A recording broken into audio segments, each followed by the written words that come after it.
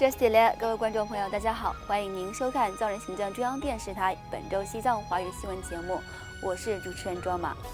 本期的主要新闻有：西藏前政治犯阿旺坚参不幸离世；中共加强对鲁霍县藏人的管控，被捕藏人被送往再教育营；澳洲藏人社区在坎培拉参加国际母语日徒步活动；外交部长诺森庄马首访华盛顿，会见美国国务院高级官员。下面请看详细内容。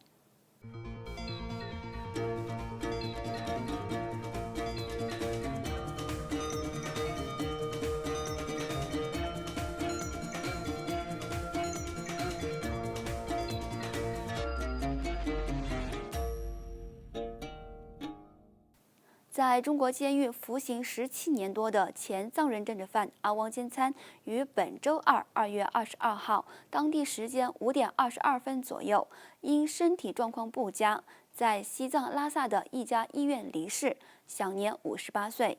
前藏人政治犯阿旺坚参是曾参与在1987年9月27号在西藏拉萨展开和平示威游行的21名西藏哲蚌寺僧人中的之一。之后，他遭中国当局关押，拘押了4个月。获释后，阿旺坚参继续为西藏自由和遭严重践踏的人权而奔波。他与其他9名僧人组成10人小组，展开非暴力政治抗议活动。1989年5月13号，中共当局逮捕了10人小组的成员。10年11月28号，拉萨市中级人民法院对阿旺坚参进行了审判。指控他参加反革命组织、煽动分裂国家、从事间谍活动等罪名，判处17年监禁，剥夺了5年政治权利。2015年2月24号，阿旺坚参在西藏纳曲索县第2次遭当局拘捕，随后被判处3年徒刑，所控罪名不轻。当地民众怀疑他在爱国主义教育活动上对抗中国官员，导致他被逐出寺院。在拉萨扎旗监狱服刑3年后，阿旺坚参于2019年3月7号刑满获释。出狱后身体状况一直不佳，最终在本周二离世。此外，继中国政府在其统治下的甘孜州鲁霍县于去年11月和12月拆除当地2座巨型佛像后，中国政府对当地的僧俗藏人展开了全面的镇压，试图阻止任何有关拆毁佛像和当地局势的信息传出境外。今年1月，至少有10名藏人遭捕，已知的被捕藏人有鲁霍寺的主持帕嘎、他的助手尼玛，以及另一个同名僧人丹增尼玛和扎西多杰遭捕。此外，当地一名叫拉姆央家和巴次仁桑珠的雕塑家也被强行拘留后带离，遭捕原因不明，而其余遭捕藏人身份不详。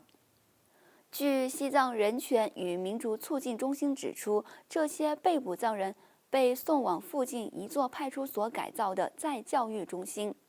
自2012年起，在鲁霍县藏人举行大规模抗议中共的活动而遭镇压后，中共当局将原本的派出所改造为再教育中心，并在该中心向藏人强行灌输中共的爱国主义思想。另外，自2000年以来，在孟加拉国的倡议下，联合国教科文组织批准了国际母语日，将每年的2月21号定为国际母语日，并在世界各国举办相关活动，以促进世界各地的语言多样性、文化和语言的差异，以及培养彼此之间的尊重和宽容。在今年的国际母语日当天，